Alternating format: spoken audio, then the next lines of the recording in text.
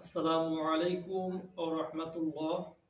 প্রিয় দেশবাসী, প্রিয় বাংলা ভাষাভাষী, ধর্মপ্রাণ মুসলমান ভাই ও বোনেরা, সকলকে জানাই পবিত্র মাহে রমজান মাসের পবিত্র রমাদান মুবারক। আমরা আজকে কুষ্টিয়া জেলার দৌলতপুর থানার সিলমারি ইউনিয়ন পূর্ব বাজুমারা জামে মসজিদ থেকে বলছি।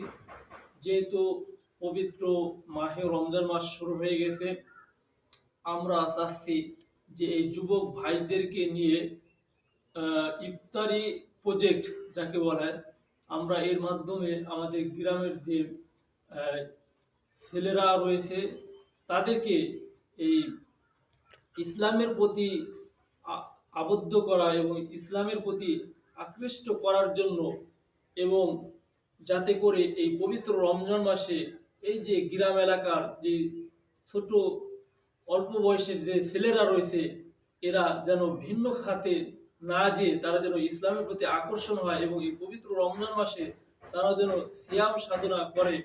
এই কারণে আমরা একটা উদ্যোগ নিতে চলেছি, সেটা হলো যে পবিত্র রমজান মাসে ইফতার প্রজেক্ট।